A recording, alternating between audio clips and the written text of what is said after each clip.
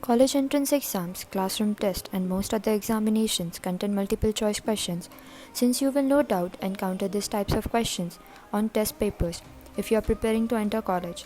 Learning some test taking strategies will be very beneficial. Just finished with your 12 boards but don't know where to begin studying for your Neet, JEE, or CET exam and how to solve your MCQ papers efficiently, then you are just at the right place.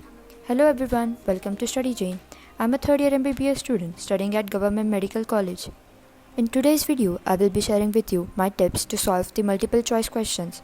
For those who want to know the tips for solving MCQ papers, I will be sharing them at the beginning of my video.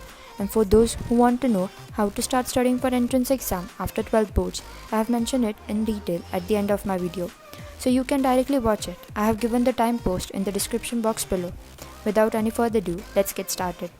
Here are some of my tips for you to keep in mind while solving the MCQ paper, because not only preparing for MCQ exam is important, but it also matters that how you solve the paper. Because a little mistake in exam and you might lose your marks and your seat to your dream college and degree. Tip number 1. Time management. Solving multiple previous year papers help us as they give you an idea regarding the time required to solve a particular question and the distribution of time for each section, which is very important to understand, and many students don't pay attention to this. For example, in NEET exam, we have 3 sections: biology, physics and chemistry. So you can start with the easiest part, for example, biology.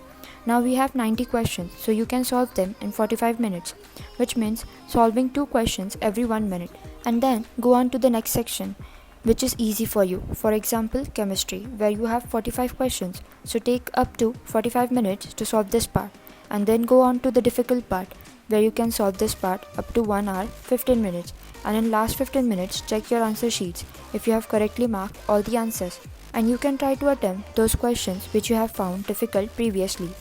Tip number 2. Read the entire question. Read a multiple choice question entirely before glancing over the answer options.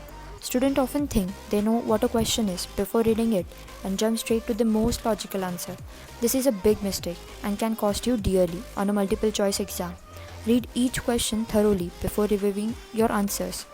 This is really important because once you mark the answer, you cannot change it. So after reading the question thoroughly, go through the options and then once again review the question and your answer and then mark it. Tip number 3. Answer it in your mind first. After reading a question, answer it in your mind before reviewing the answer options. This will help you to prevent from talking yourself out of the correct answer. Tip number 4. Eliminate wrong answers. Eliminate answer options which you are 100% sure are incorrect before selecting the answer you believe is correct, even when you believe you know the right answer. First, eliminating those answers you know are incorrect will ensure your answer choice is the correct choice. Therefore, use the process of elimination. Cross out all the answers you know are incorrect, then focus on the remaining answers.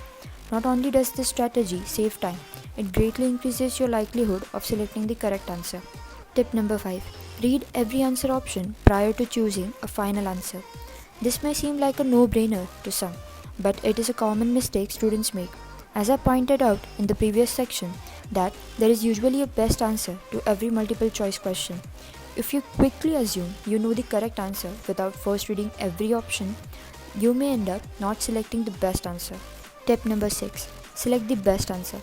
It's important to select the best answer to the question being asked, not just an answer that seems correct. Often many answers will seem correct, but there is typically a best answer to the question, and select the answer that your professor is looking for. Tip number 7. Answer the questions you know first. If you are having difficulty answering a question, move on and come back to it to tackle once you have answered all the questions you know.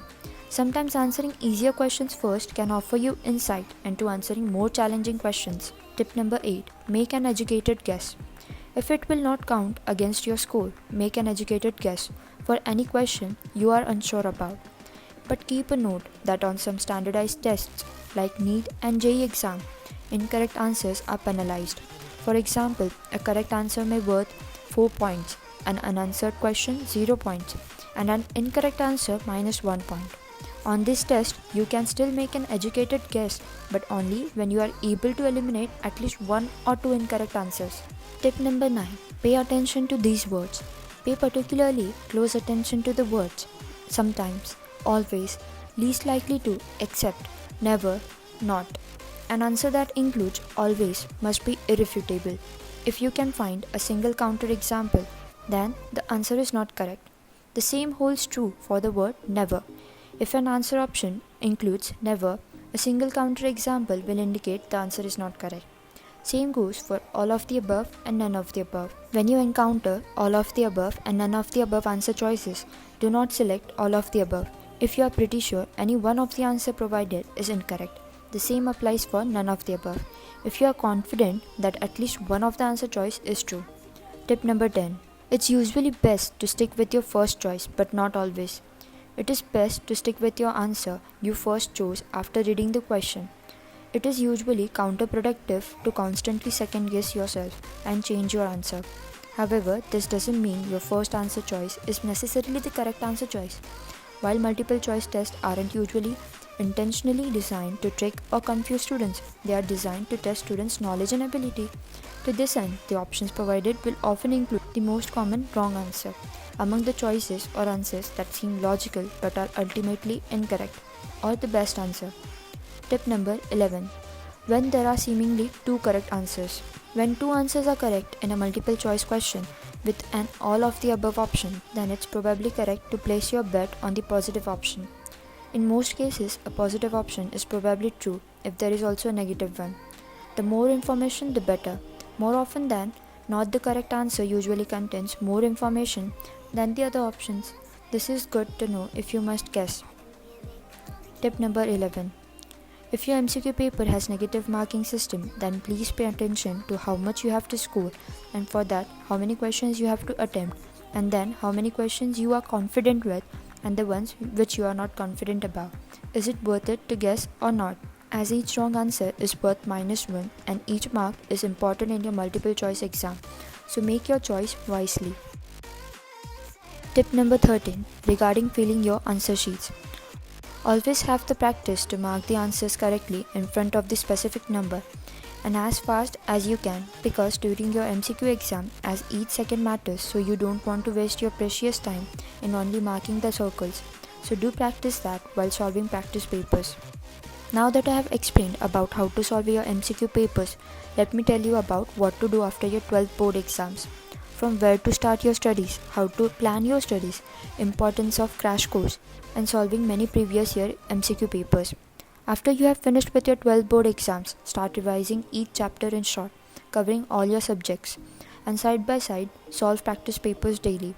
My schedule for NEET preparation was to revise physics formulae, chemistry formulae, and concepts, especially the periodic table, and then reading biology chapters daily, with solving one previous year paper with it, and review, and then going through the wrong questions, and I followed this schedule for 2 months.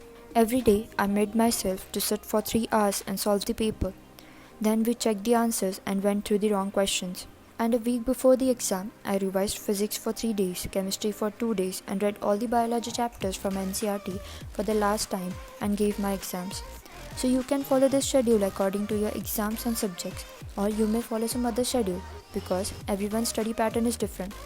So these were my tips on how to solve your MCQ paper and my advice on how to prepare for your upcoming entrance exam. I have tried to mention all the points in this video regarding the multiple choice question exam. If you have any doubts or question, feel free to ask. I hope this video was helpful to everyone.